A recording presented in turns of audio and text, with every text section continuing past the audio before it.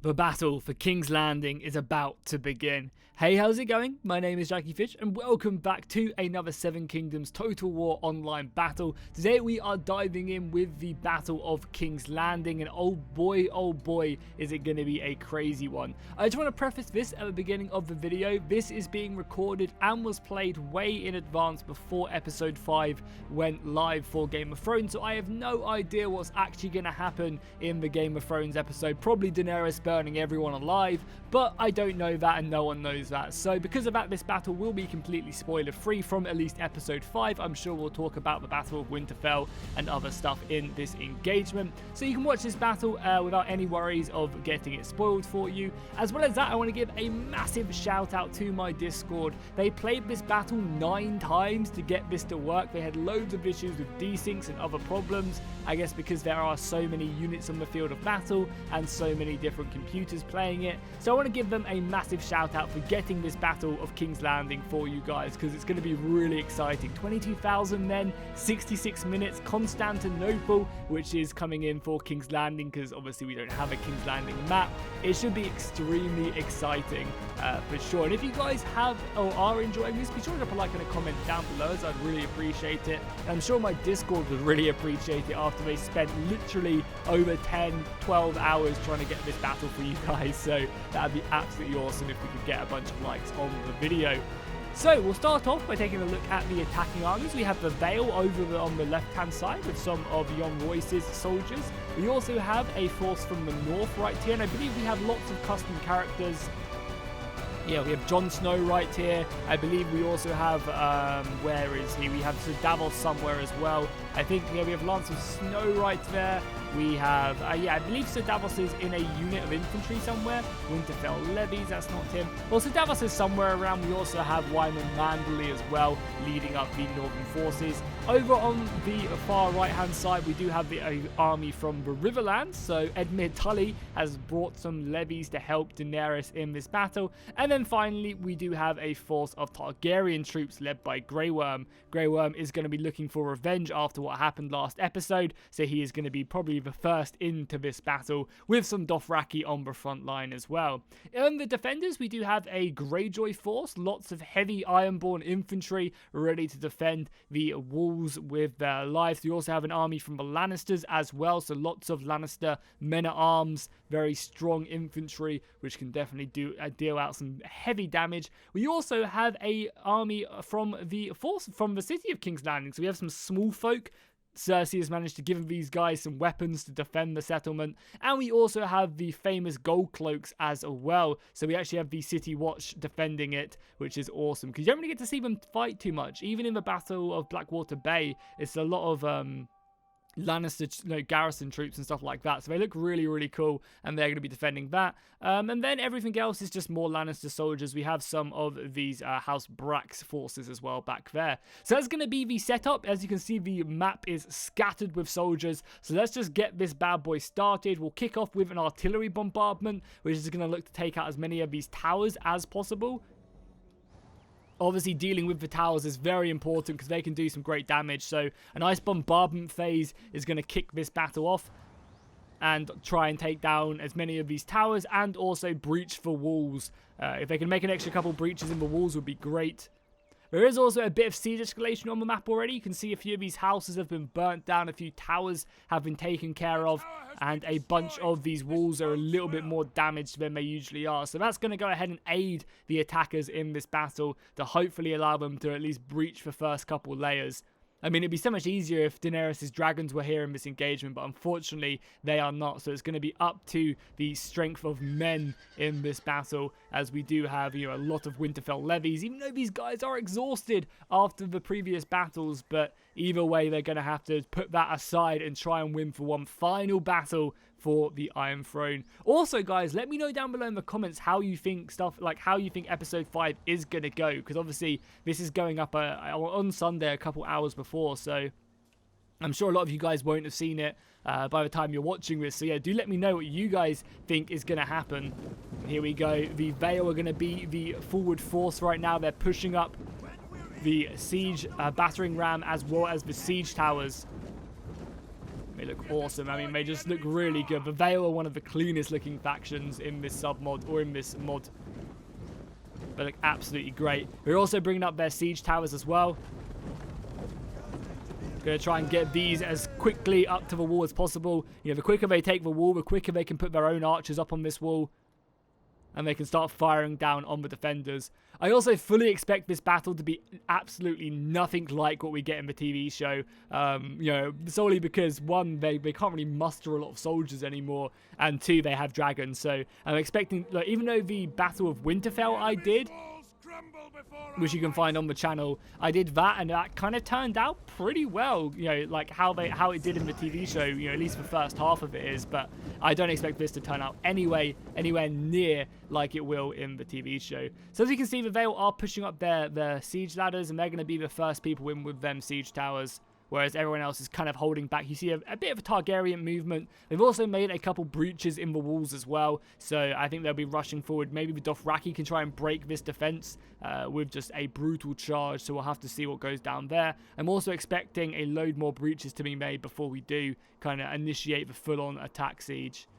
The first siege towers have made it to the walls, and now we have the forces from the Royce house pushing forward, looking to secure these walls and everything they've got. We do have some gold cloaks though, looking to go ahead and prevent them from getting off the wall. Now this is a really good strategy, but if the Vale are smart, they can quite easily punish this. They can get some archers up here and demolish these gold cloaks from their range positions, because now they have the high ground. They can use these missiles to fire down. But here we go, the first engagement going off, and the gold cloaks are going to be duking it out with House Royce. Now we're going to get a few FPS problems just because Attila in general can't handle this many units with this, you know, this high quality.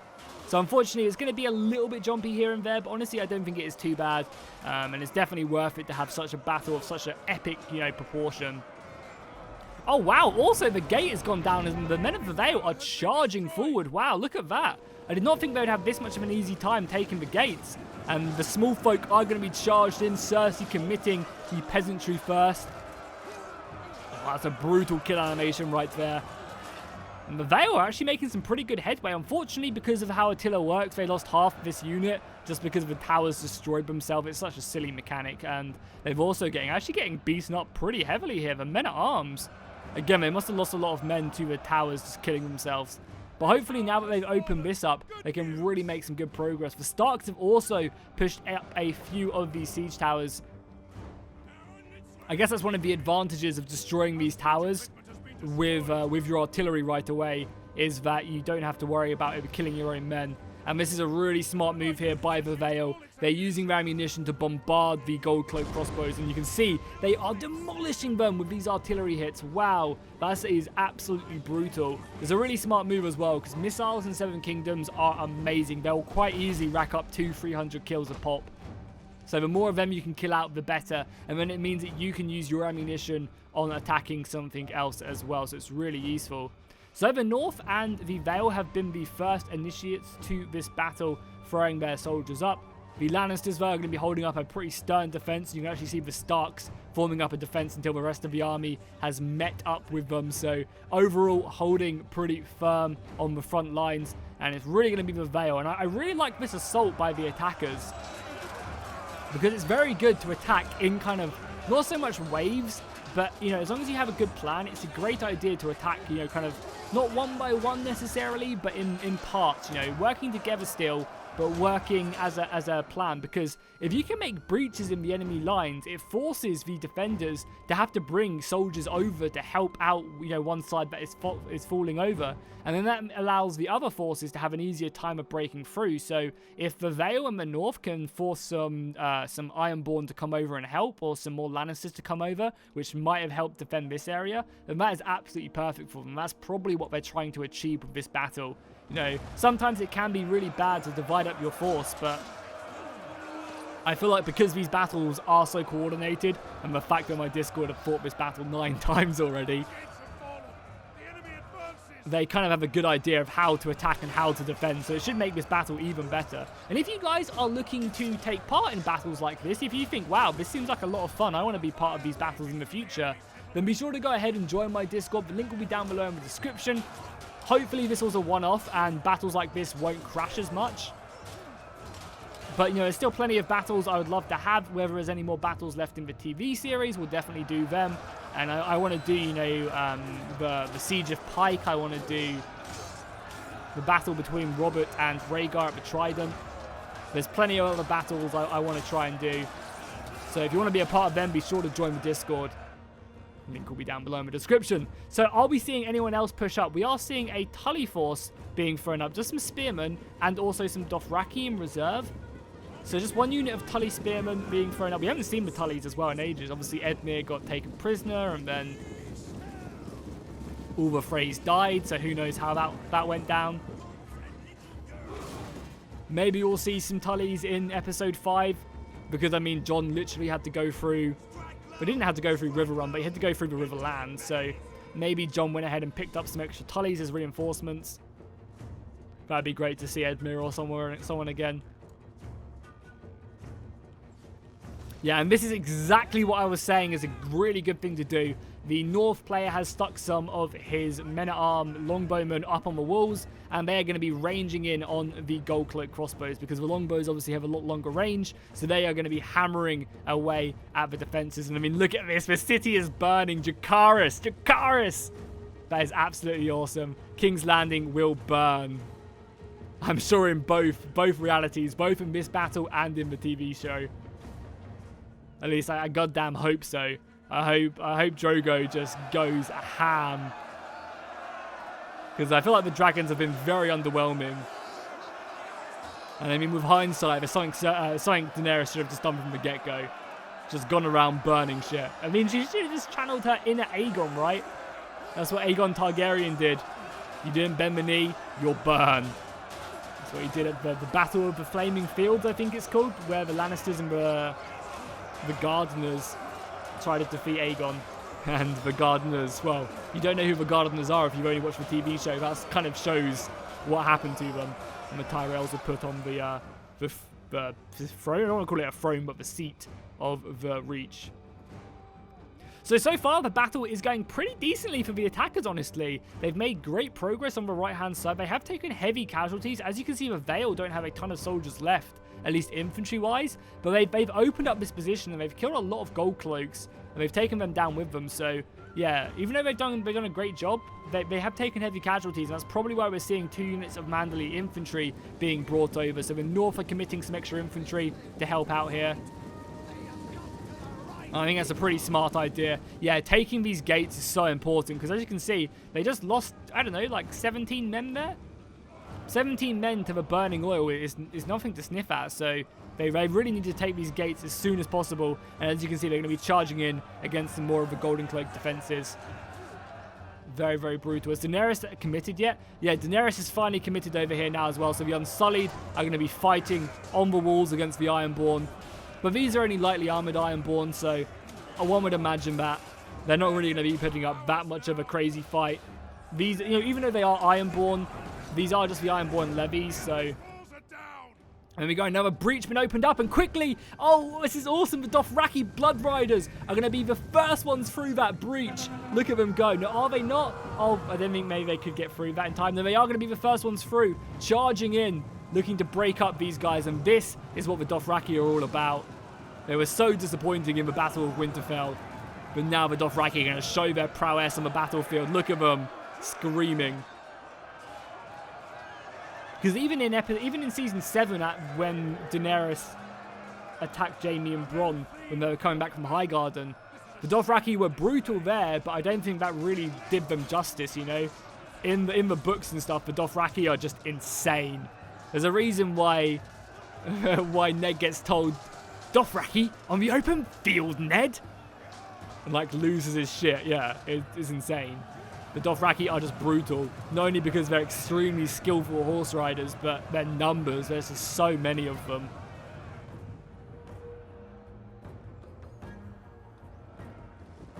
Which again, I feel like really supports the fact that the Unsullied are just amazing as well. Because, you know, I think it's 3,000 Unsullied held off against 100,000 Dothraki at the city of, is it Qarth? Something like that. They held off like all day and they took down, I think it was like they took down 10 for every one Unsullied but failed. You know, there's stories like that, which I feel like the show is just butchered, unfortunately.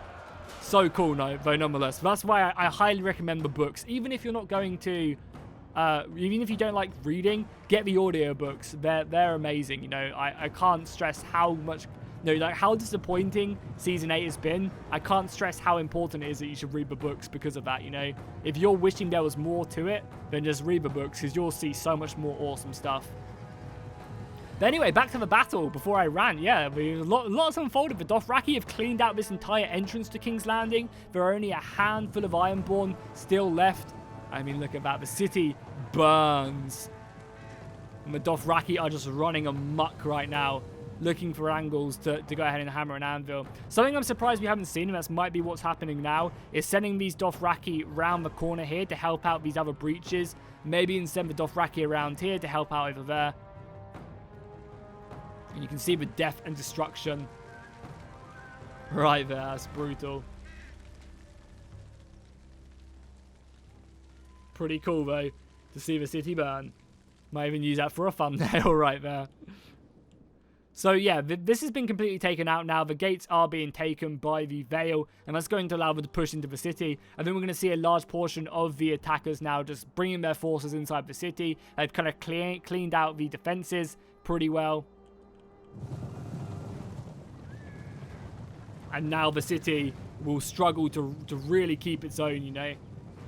The fact that you have a lot of soldiers now being pushed back. I mean, it's not like they don't have great defenses, though. There are plenty of infantrymen. I mean, this is going to be the hardest side to attack because not only do you have the Ironborn, which are some of the strongest warriors on foot, you also have, you know, the Lannisters as well, backing them up in the center. So Constantinople, aka King's Landing, is still, you know, even though the walls are gone, it's going to go down to brutal street fighting now, and I'm sure they're going to make them pay for every step of the way. The next stage of the fighting is in full swing. We have a few minor cavalry engagements, but we also have some full-on assaults. So it does look like House Bracken's cavalry have broken through for the Tullys, and they are killing some siege crew right now. It also seems like the Gold Cloaks are on full-on retreat on this right-hand side, which could be pretty devastating for them, because if the Vale and the North can get around the side, they can easily support Daenerys Targaryen on this flank. We also actually have a cheeky move right here by the we also have a Dothraki charge, smashing in. Oh my god, they absolutely deleted that front line of Ironborn. Really smart move right there by the Dothraki, charging in and just absolutely annihilating them whilst the infantry's focused on House Lannister from the Riverlands. So House Lannister are going to commit in and kind of act as a shield. And that was a really deadly charge. Yeah, you can see this Pike Raider unit really hurt. And I imagine the Dothraki are going to be looking for another charge in as they just loot and burn the city. I mean, this has all been absolutely collapsed. So that's going to be affecting the defenders as well. You can see they've only got -1 because I guess the city is so big. But that is going to rack up and give them some pretty, you know, steady debuffs as the battle does continue. Because I'm sure every part of King's Landing will be broken apart. This shield wall as well does look a little bit weaker. And once again, they've had to form up, and that's going to be a perfect time for Dothraki just to smash in. Man, this is how the Dothraki should be used. They just annihilated that unit. Luckily, a bunch of these soldiers are going to get back up, but... And they are spearmen, so they will be able to fend off the Dothraki somewhat, but... Yeah, their formation is broken, so now what the Targaryens need to do is they just need to get more infantry in there. Yeah, look at that. This unit is down to 61 men now. And the number is dropping down, and now we have... You know, some more Unsullied poured in. So this Dothraki is proving deadly. And once again, they're going to break in here. Get a nice side charge on. Send the Greyjoy men flying. How's the rest of the battle looking? Just, you know, soldiers pouring into the city. Yeah, we have plenty of soldiers moving in to position. The Vale, the North are just bringing up their infantry. Can I see if I can find Sir Davos now? Because he has like a mixed unit of everyone. Oh, there he is. I think Mormont. Yeah, there's Sir Davos right there. Looking very, very pretty with his grey beard. There are also a bunch of other characters. I'll try and pick them out. I mean, obviously we have like Euron Greyjoy, and I think the Mountain is leading the defense here.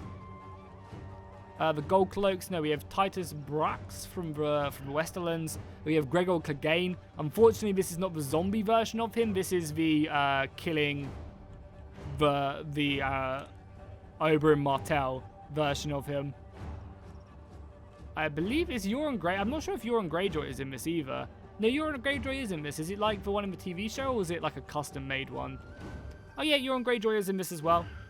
I think this is one of the last few models to really go in. They look amazing though. Really, really nice work there by the modder. And the Dothraki have proved very, very deadly. They have broken through on several positions, and now it's going to allow the Unsullied to move in and kind of assault these much weaker positions. So really, really effective use of them, especially in a siege battle as well, where it's so hard to use them. They're going to be going in for another charge here. This will be pretty crazy. They are receiving a bit of missile fire now as well. You do see a few bolts going in. But that's going to push them back as more Unsullied pour into the city. And it seems like the Targaryen, yeah, the cavalry is now just running around wherever they want. And they've pushed the Lannisters all the way back, which again is going to open up their flank. This is one of the things in Constantinople you have to be really aware of. The further you fall back, the more open streets you create, you know. If they want to, they can put pressure on here and then just throw down a load of infantry around on this side and cut off so many of these dudes if they can break through in time. So it gives them loads of opportunities. Even though there are only 4 or 5 paths through Constantinople as a city, you can quite easily exploit, and things can go really south and sour for the defenders if they're not quick enough to fall back. Here we go, the Unsullied really getting in their hands dirty against the Lannister infantry. Taking casualties, but doing pretty decent on the front line. I'm surprised as well. These archers are shooting, okay. Yeah, so these archers are firing off some volleys. I think they're cross-firing. Yeah, they're shooting down there right now. You can see a few of the arrows going down, I guess looking to take out this Dothraki cavalry, which once again have charged in against the infantry. You can see them going down, being pushed back in this battle. So far, let's take a look at the balance of power bar. So far, both sides have taken heavy casualties, but the defenders have taken the most. They've taken a couple extra 100, which is pretty important. Obviously, money-wise, the defenders got less money, even though they have the same amount of men. They did get less money to even this out because they have the defenses of, the choke points and the walls. So it's going to give them some, some quarter. And we do have a Lannister charge right now. The Lannisters throwing out their cavalry, trying to trample down all of these infantrymen and archers. And then we are going to have the Manderley horses throwing themselves. This is Wyman himself. Wyman Manderley. Did Wyman just die again? Oh my god, he died instantly in the Battle of Winterfell as well. F in the chat for him. He's one of my favourite characters from the books. He just died. He's literally, I mean, I guess it makes sense. He is really, really fat in the books, so I guess it makes sense that he wouldn't be a very good fighter. That's why his sons went off to fight for Robb, because he was not in a good place to fight. So right now we're going to be having the Gold Cloaks supported by the Lannister cavalry, duking it out down this street. And whilst that is going on, we're also having a few minor engagements as the Dothraki and the Vale cavalry try and open it up. But obviously there's pikemen here. They don't really stand a chance. But oh, wow, they're actually falling back right now. Oh yeah, they're being hammered by the Vale archers. So that's why the Golden Cloak pikemen are going to be retreating out of this position. Or are they? They're in 2 mines. And yeah, I think this cavalry is just here to kind of block off these dudes whilst the archers shoot. These guys are forced to stay here and they're getting peppered by missile fire. But I mean, the cavalry could just make their way through and rear charge. You could also just get 1 unit behind and surround this unit of pikes before they form up. And more of the city is just burning. Wow, they are leaving no quarter or whatsoever. Dracarys, Dracarys, Dracarys. I mean, look at that. The city is just in flames.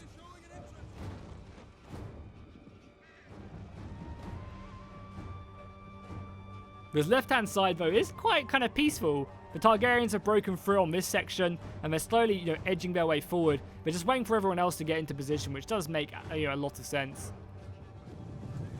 Got some Dothraki horse archers as well. I imagine these guys have been brought up to hammer the pikemen. It's a pretty smart way of advancing this infantry. Just keeping the pikemen here so you can kill them now. It's better to kill them now than at a later date. We're going to be having a lot of crossbows, though. Crossbows are going to be focusing down this section of the battlefield.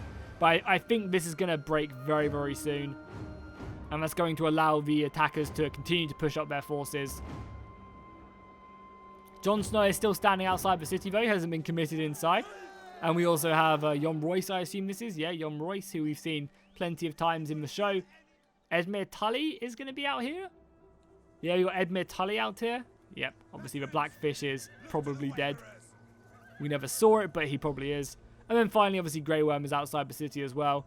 Normally, Grey Worm is the first into combat with his men. But maybe a little bit more of a realistic approach right now. He's leading from the rear. As more and more of the city does burn. This up to 14%. So as you can see, quite quickly, the debuff hitting the defenders is going to start racking up. -3 morale, -3 attack, -3 defense. You know, that adds up. And when you're fighting with units which have kind of similar stats, that's going to really hurt. And now we're going to be getting a rear charge here by the Dothraki into the back of a pikeman. Some of them are able to turn around and try and, you know, throw off these Dothraki riders, but the infantry sacrifice some of their men to kill these gold cloaks. I'm surprised the gold cloaks haven't broken yet, as they form some sort of like windmill turning around, something which should definitely not be possible. And now the spearmen are going to come in. Best way to take care of them.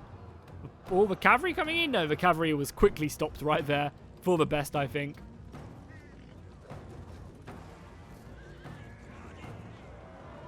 And beautiful. The pikemen are now taken care of. So this left flank has been really pushed up. And oh, we just got a big Lannister cavalry charge moving into assault whatever these were. Men-at-arms, yeah. Even the men-at-arms are heavy sword infantry knights. They get taken down pretty easily by a frontal charge if they're not braced. So because of that, they're going to stand pretty well. And that cavalry charge was probably definitely worth it. I mean, how many kills did they get? We can actually take a look. They only got 74 kills for half the unit. I don't know. That's probably worth it. But a nice move nonetheless. Targaryens are slowly moving up, but they're taking a lot of crossbow fire. So these Elite Unsullied, which again look absolutely amazing. I love their shields with the Targaryen dragon on, the three-headed dragon. Looks amazing. They are getting focused down though by some crossbows, so we'll have to see what happens there. But yeah, now the retreat has been called. It's going to allow the attackers to push in more and more infantry into the settlement and start, I guess, really going on the final layer. I mean, this is going to be the hardest place to attack right here. But on the left-hand side, it looks kind of undefended, right? Like, look how many units are over on here compared to this left-hand side. There is there's hardly any on the left, whereas on the right, there's packed, you know. So hopefully the attackers will notice this. Oh, this is a cheeky defense as well. I personally am not a fan of people doing this in battles, but, you know, I guess anything goes if both players can do it. Basically, what you do is you put your pikes in a unit of spear infantry. I guess kind of like what they did at the Battle of the Bastards. It just seems a little bit cheesy because the pikes, their one weakness, which is being shot to pieces, is now nullified because now you have the shield protecting them. Especially in a siege battle as well. Like, this position is going to be so hard to take in if you don't have pikes or artillery to take care of it. But I guess, you know, is what it is, and that's why they, I guess, brought these javelin men for this exact purpose. They're throwing up some Hornwood levies from the north, and it's going to be up to these levies to break up this defense. You know, they're deadly if they can get into range of these javelin men. So we're going to see them being brought up. And there's any cavalry to harass. There's a bit of cavalry, so this cavalry could dive in on the javelins to try and take them out. But I guess that's what the Dothraki bowmen are for. And I think they're just going to try and focus this down with everything they've got. I want to see these javelins at work, though. Kind of maximum range, so we're not trying to get too close, I don't think. But let's see how much damage these javelins can do. Have they got any kills at all? No, 0 kills, so we'll have to see how many they get. I wouldn't be surprised, though, if we did see this unit of cavalry charge after them. They want to get really close. Yeah, they're maybe thinking twice before doing that because, yeah, they're going to get spearmen to cover them, which is, again, a really smart move. Spearmen to cover the front line, then have the javelins throw either over top of them or just in on them. These guys are charging down there. That's fine. Okay, javelins going in. Not killing too many on the first volley. Getting like 6 or 7 kills. We actually can see we've got 7 kills on the first volley. In a tiller vote, the more you throw, the more kills you'll get. Yeah, look at that. The second volley was like 10 or 12. And they are really focusing down these pikemen as well, which is the smartest decision. So really good play here. I guess, you know, this tactic was good, and then it was, you know, was countered. So all's fair in love and war, I guess. They've broken up. I mean, look at the javelins in their shields. Oh my god. It's brutal. How's the rest of the siege going? So a pretty big engagement as the Lannisters commit more of their cavalry. It seems like the Unsullied are trying to avoid fighting head-on against the Greyjoy infantry. They're just picking up the flanks, which is forcing the Greyjoys to kind of open up their center, and then they're using the Dothraki cavalry to pound them away. So because the Greyjoys are using these long, thin lines, it's kind of hurting them and coming back to bite them.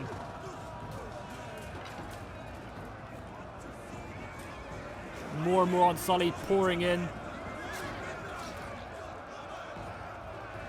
The battle does continue on. And you can just see more of this fire spreading throughout the city, which is going to continue to debuff the infantry. Oh my god, look at it all! That is insane how much fire is now encasing the city of King's Landing. There's going to be literally nothing left soon enough.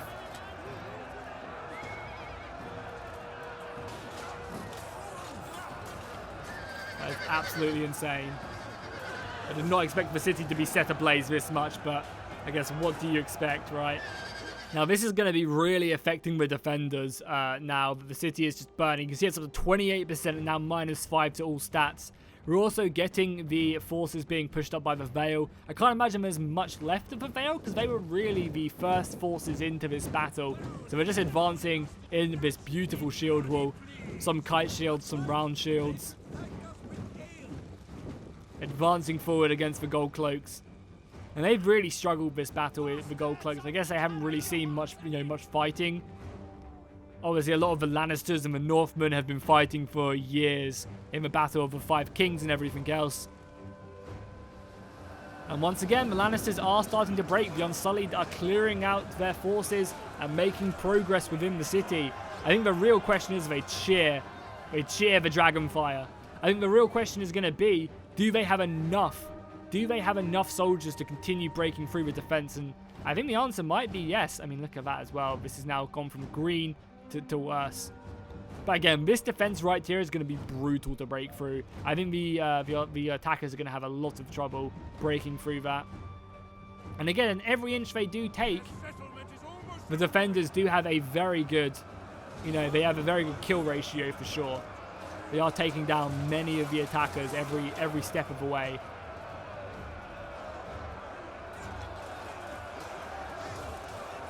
There is archer fire raining in as well. You see the archers with Greyjoy crossbows, or these are actually longbows, are coming in and just hammering this clumped up position.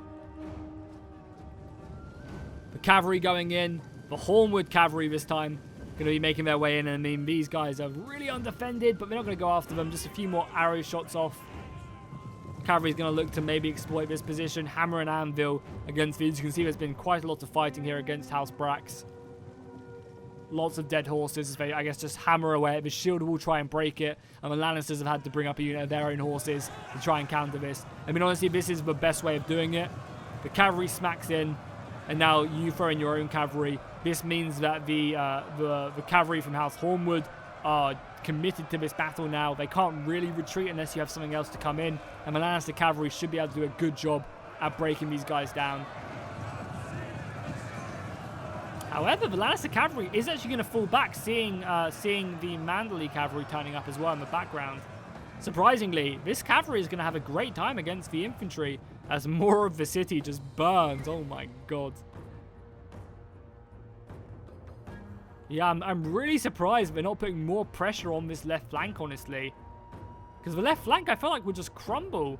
You could get to the mountain in no time. If you just commit, like, I guess you do need a big push here to try and take out this infantry.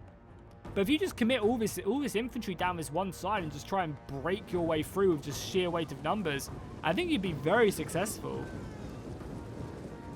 Because there is literally like 4 units of infantry, and obviously the rear guard back here.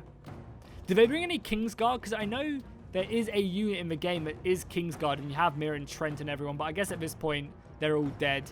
And the unit is with Joffrey as well, so that would be a bit immersion breaking, I guess. To have Joffrey back from the dead. Maybe the Night King brought Joffrey back from the dead. Maybe Joffrey is the Night King, who knows. And once again, they're doing these good tactics. Like, they're punishing the Greyjoys for having these thin 1-unit lines. The Greyjoys, if they want to counter this, need to commit 2 units to these choke points. because the Unsullied are just doing it. They're working very effectively. They're pushing in on these side positions and then also engaging from the front. So basically they're enveloping the unit that doesn't quite stretch the entire way. And using their small numbers very effectively. Some Vale soldiers have also engaged right here. I imagine the majority of these dead bodies do come from the Javelins who opened up this breach point. I'm also quite curious to see how much ammunition both sides have left as well. Because ammunition will play a big factor in this battle. As it comes down, you know, as people run out of infantry like to hold the line. No guts, no glory, indeed. I can't go over. This is like the worst I've seen. Like, I mean, this entire city is burning. It's just spreading from district to district. The Vale Cavalry seems like they've broken through this. And they're going to take down these gold cloak crossbows. Unless these spears hold out, and they don't. Oh, nice. This is a big pick-off here by the Vale Cavalry coming in and just running these guys down. The Vale Infantry should charge into this position now. It seems like they just want to use their archers, but rather than Vale, I would just commit all my infantry here because you have this unit of gold cloaks completely undefended right now. But also, I guess I do have some great opportunities to just shoot them in the back as the units do retreat back. You can see a few of the arrows flying past. Another volley going back at the defenders. So yeah, you can see, let's have a look at how many missiles everyone has left. Not a lot. House Lannister from the Riverlands has 2 units of longbows left. Besides that, that's literally all the missiles for the attackers. And the defenders have a lot more left. They have, yeah, some good reavers. The artillery is coming out as well. I imagine this artillery is causing some fire as well. Direct hit though on the Unsullied. But yeah, they're burning down the city. I mean, this is Cersei we're talking about. I mean, I imagine that's probably quite a big possibility as well as these guys break through on these Lannister men-at-arms. That's probably quite a great possibility as well. Cersei will blow up the city, and then Jon will think it's Daenerys or something, and then that'll break up their alliance. But I can't imagine that happening. Like, that just seems silly. But I mean, the show is pretty silly now. Like, Daenerys just needs to go on a dragon, on Drogo, and just destroy them catapults in one fell sweep, or them ballistas in one fell sweep. And you're Gucci. I mean, Cersei should have killed everyone last episode anyway, but there's no continuity, so we're just going to move on. So are these bowmen out of ammunition now? They are indeed. Yeah, so the attackers are kind of at a point where they're just kind of waiting for everyone to get back in position. They've cleared out these outer defenses, and now it's just time to break through. And House Manderly are going to be the first ones in against House Greyjoy. The fighting is going to be fierce. There's also a few Stark infantrymen in this unit. There's actually a Stark infantry unit. They're not part of the Manderly infantry. I'm very happy with how this replay is turning out, though. It's been a very good one. If you guys are enjoying it, I please implore you to drop a like on the video. It really helps out the channel, and it'd be really nice for this video to do well, because my Discord, as I said at the beginning of the video, did this battle 9 times. So you got to think about it. This battle is 80 minutes long from them setting up and everything. As well as that, this battle would have been quite laggy for them because they had 8 people playing it. And so it's running off 8 people's computers. So it probably was like more like 2 hours. Plus there's prep time, plus there's getting everyone on time. 8 people together. You know, and they did about 9 times. They must have spent like a long time doing this. So it'd be great if this video could do well, as they put a lot of effort into it, and I really do appreciate them for putting this much effort into it. You know, after the second time, I probably would have just given up, but they persevered, and it was really awesome of them. So the assault is going on here, and I think this is the best position to push right now. If they can commit like a lot more dudes into this fight, I think they're going to have great success. And as you can see, yeah, they're committing missiles over to this left-hand side now, which is really smart. Yeah, Cersei is literally destroying the city with her artillery. She's not meaning to. She's trying to hit all of his infantry, but she is setting blaze to the rest of the city. And this is going to be in ashes soon. -7. The settlement is only 40% done. But still, I mean, it looks like, I mean, Constantinople, I guess, is just a very big settlement, so But if fire spreads to like, which is going to, yeah, it's 100% going to. This entire block is going to be burnt. And it maybe even up into the final defense, the keep. The red keep, we'll call it.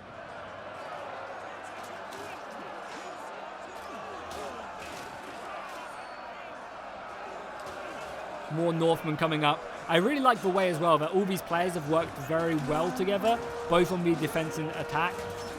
Like, I feel like the attackers have played this really well. Supporting infantry, you know, supporting each other where they need to, and the defenders have done exactly the same.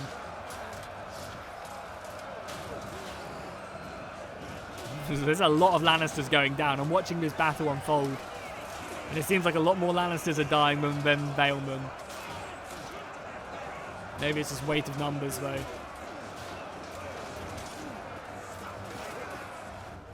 Also, a bit of friendly fire going off as well by the Lannister force. What do we have over here? We have some just normal Unsullied just waiting for their time to push in. You see a nice little defensive position here. This is great as well by the Lannisters, because if they can defend this position, they can also use this as a wall and just shoot down their crossbows. So it's pretty sensible to set up a defensive line like right here. Also stops the attackers from going around the side or anything, because you have an infantry unit to block them off. So pretty smart. But I imagine the attackers are going to be holding off on this assault. Like, the reason they're not pushing down here yet is they want to wait until everyone has broken through, right? They want to make it so that when they attack this really dense position right here, they have, you know, they have a lot of bowmen back here. They want to wait until once they attack this, they want to attack that at the same time. Or they might even decide to wait until this is completely taken over, which would be a very good strategy, honestly. If they waited until the Lannister soldiers have been broken right here, then it would force the defenders to commit more men back. And you can already see they're starting to retreat back more of their missiles to, I guess, help over there. So it'd be a great idea. And they've got missiles over here for this exact same reason, because obviously once this is broken, they're going to attack down to the main keep in 2 positions. So I think that's going to be their way in. It's just, do they have enough men to do it?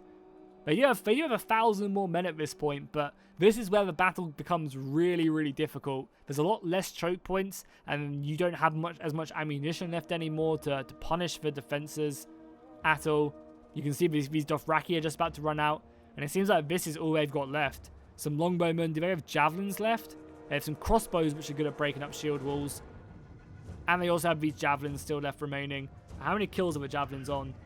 Only 53, but I imagine they did do some, you know, serious damage to the formations.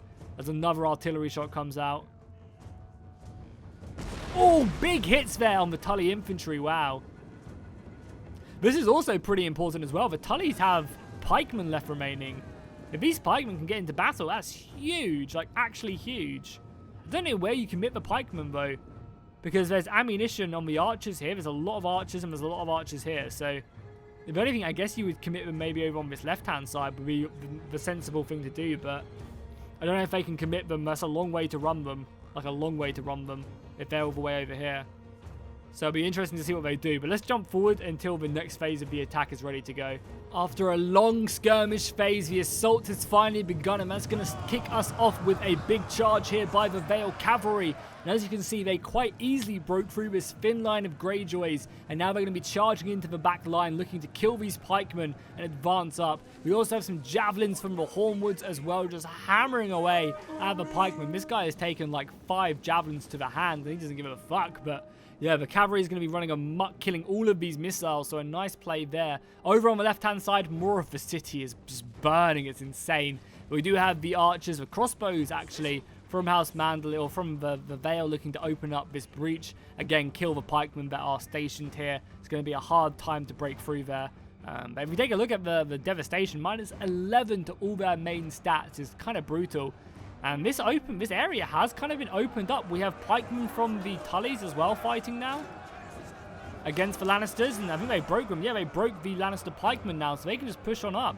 And this, after like heavy skirmishing, this honestly wasn't as defensible as I first initially thought. They kind of broke through, and they did a few Dothraki charges as well through this position. That's why that Greyjoy infantry was so thin, is they hammered it with a lot of cavalry as well. So yeah, the defenses are being broken up kind of easily, but now I think it's going to be the hard part. Now that the Tullys have kind of thrown away a lot of their pikemen, there's like no ammunition left on anyone whatsoever.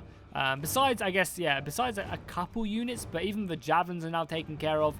So I wonder if they're going to be able to break through the defenses or not. It's going to be a very, very hard situation for them to do. I mean, you know, as soon as these crossbows run out, what the hell happened there? We just lost a bunch of horses and the unit routed, I think, because the city collapsed or something. That's insane. Yeah, look at that. It's now gone red. 62% of the city is on fire, and plenty more is to come, I am sure. So now we're just going to have the rest of the forces advanced up. We do have some of the Unsullied around this right-hand side, doing what they did best this entire battle. It's kind of enveloping the forces.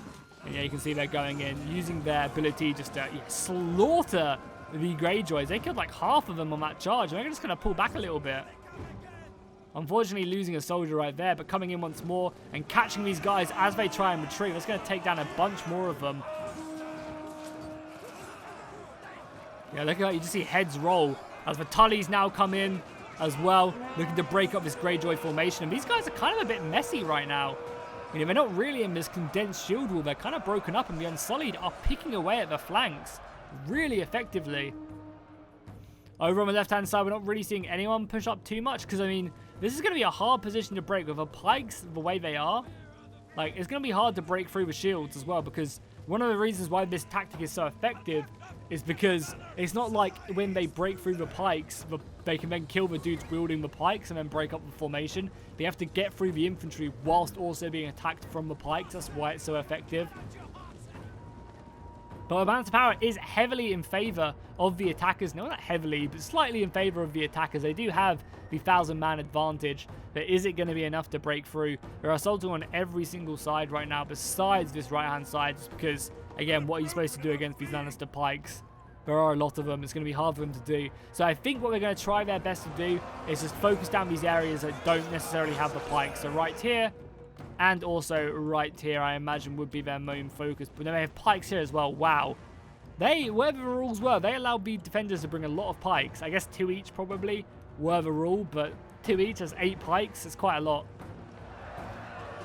So maybe it's going to be up to just this one breach point right here. This is where all the action is going to go down. And I mean, there is only 10 minutes left of this battle as well, 11 minutes. So we'll stick this one out. I won't make any more cuts. I was thinking about maybe cutting until they were really on the final level, but there's only 10 minutes left. Let's see how this one does finish up. And I think this will be the most important point right here, because if they break through this, they get onto these crossbows that they push back, and then they have to fight, what, some spear units, and then a Greyjoy lost. I don't know. I don't know, honestly, how this battle is going. I mean, they have a lot of infantry back here as well. Yeah, the Tullys are holding back 4 units of infantry with House Bracken and House Lannister. And obviously you have all the generals as well that can dismount. Grey Worm's being pushed up. Here we go. We're really starting to commit forward the rest of our army to make one big breakthrough. We even have Jon Snow as well being advanced up. Taking these points is good as well, because this gives you, I think, morale, or takes morale away from the enemy. And I mean, the enemy, minus 12 all round. That's going to hurt their stats. Can we actually see how much that does affect them? Does that... Yeah, so it pushes their guard down, which is their melee attack by a lot, or melee defense by a lot. Yeah, that's like 1/4 of their stats just taken care of. And that's going to make something like this a lot easier to break into the settlement, you know? Because this infantry that would normally be a lot better at defending now has like the same defense as the attacking units, so they're going to quite easily probably, you know, cut these guys up, and it's all down to that siege escalation coming in clutch for the attackers. You can already see they've made quick work of this unit of infantry right now, down to 109 men now.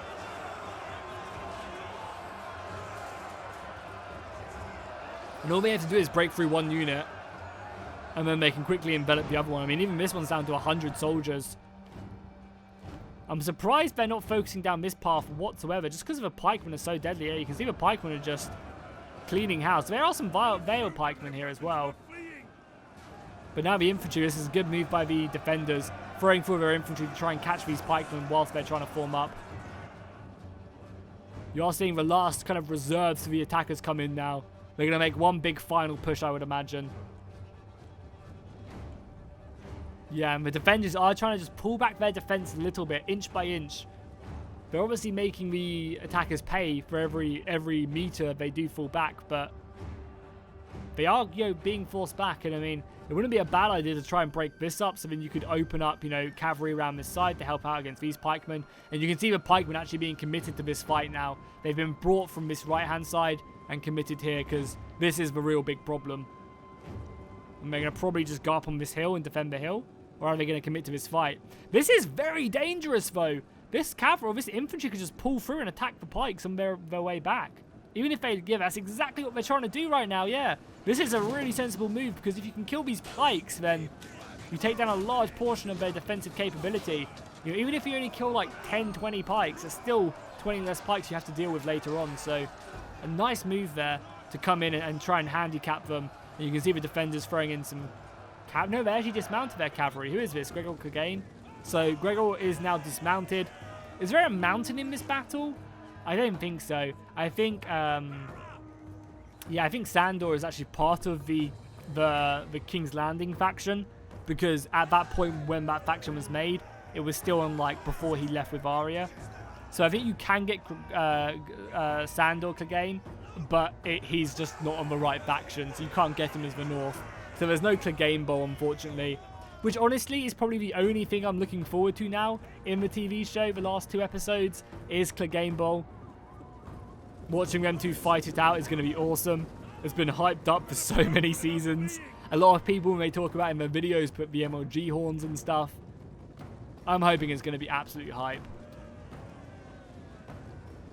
So the Lannisters are actually going to defend out here. Wow, interesting move. The Lannisters have hardly anyone left. You've got Euron dismounted. I imagine Titus Brax is also going to dismount soon. And the generals are going to have to commit to this. The attackers still have a hefty reserve. You know, the Lannisters and the Brackens that are still back here can be committed to this fight. You can see they've been brought over. You also have, obviously, Jon Snow and everyone else. Cavalry charges breaking upon these swordsmen. The swordsmen aren't as effective as spearmen, obviously, at repelling cavalry charges. And you can do this. You'll take heavy casualties by just breaking your way through. But, you know, it does the job, right? You take heavy casualties, but you can get around and really break up these defenses. And especially with just sheer weight of numbers, the Lannisters only committed, you know, 1 unit out here. And there's 4 units of cavalry trying to break through it. Knights in Seven Kingdoms aren't just like that they get countered in prolonged engagements or heavy infantry. Knights are kind of like they are in 12-12. They're very effective regardless of what they're fighting. Even against spearmen. The spearmen will kill them, but the knights will be able to hold their own, much like it should be, you know. Spears just don't automatically counter horses. Heavy cavalry charges were brutal, and that's the reason why knights were so effective. And that's why the Dothraki were so effective. Because all it takes is one break in the formation and it is over. You know, that's why the Dothraki charged against the Unsullied time after time. But because the Unsullied were so disciplined, they held their line. But against a normal army, for like, if you've just seen all your brothers die to a cavalry charge, and then once again the cavalry comes at you again and again and again, eventually you're going to be like, fuck this, throw down your weapon and run away. Yeah, it's all well and good saying, no, they would stand, a decent spear wall can hold off, but you got to remember the psychological effect that goes on during during a real battle. I mean, I have no idea what it's like, but I can imagine it's just absolutely gruesome. I'd probably run at the first sign of a Dothraki charge yelling, doing their famous scream. And a big play right here. The cavalry is just overwhelming the forces. We actually do have the Golden Cloak General right now being committed. Oh, this is Bronn. I didn't even see Bronn. Oh, he's dead. Is that going to be Bronn dying? That is, I think. I think Bronn has just been... No, maybe it was Euron Greyjoy. I think actually Euron Greyjoy has been killed. Can we see Bronn? He's going to be here somewhere. There he is. There he is. Look at him go. It looks like he's got kind of a fucking hacky hand or something. Just channeled his Gungan Vista or something. Wow, look at that.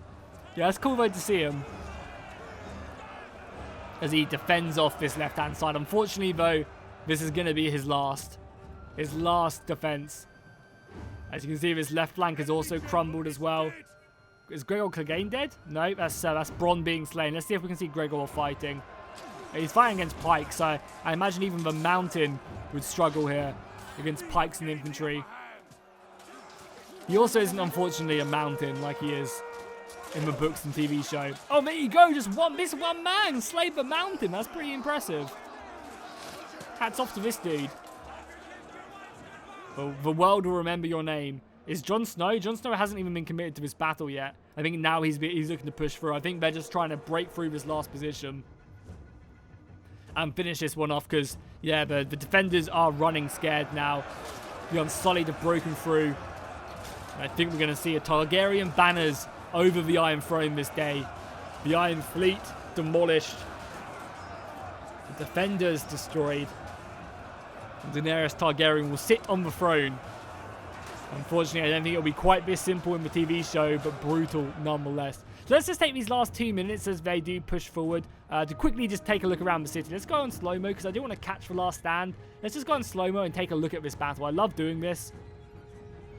And just watching where the fighting has begun because it was just such a hectic battle. I mean, look at where we begun this battle down there. We came a long way and the city has been burnt to a crisp, only 67% of it being destroyed. Lots of heavy fighting in the streets as we continue to go. I mean, down every street, if you look left, heavy goddamn fighting. If you look right, heavy goddamn fighting. Seriously, this has been brutal. Every single alleyway has been fought over. The defenders put up a great fight, but unfortunately, they just could not hold back the dragon fire that burnt the city. And I think that's really what hindered them so much, was the fact that the city, you know, being destroyed gave them such big debuffs. That really, really hurt them. I mean, even here as well, we had a pretty crazy battle. So let's get back on to normal speed now and watch this one unfold. Grey Worm is now getting his revenge. I imagine he will be happy to know that the mountain has been killed. We have the General Titus Brax charging in. Is there any generals left besides Titus? I don't think so. I don't think so. As the Unsullied just pour into the settlement. On this left-hand side as well, they'll be rallying around. We do have Jon Royce as well fighting. Did we see Jon Royce? I think he's dead actually as well, because I can't see him in this unit. Did we see Jon Royce fighting in the Battle of Winterfell? I don't think we did, right? Which is a real shame because he is a good fighter, you know. He does some... There's a reason why he's the man at arms of the Vale, you know. And he teaches everyone how to fight. He's extremely skilled. Stark, Jon Snow coming in right at the end. This kind of just describes him in the TV show. Literally does nothing but gets all the praise. He did nothing in the Battle of the Bastards. Did nothing in the Battle of Winterfell. And probably going to do absolutely nothing in the Battle of King's Landing. But now he's just going to come in, clear out the last defences, rear charge them. As House Brax charging against the lion. Look how awesome this is. There's actually a lion back here. As the Lannister flag gets put down, the lion will crumble this day.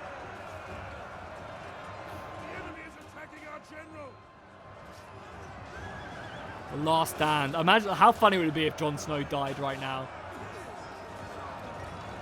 How funny would it be if he just got killed at the last second? I think that's going to be all she wrote. Yeah, there we go. The last defenses breaking up. Oh, we do actually have one unit of House Brax right there. But again, they're getting surrounded by the Unsullied. Oh my god, what a battle that was, guys. Holy crap. Probably one of the best battles we've had on the channel. And how fitting. I mean, just look at the city right now. It is on fire. The entire destruction is just brutal.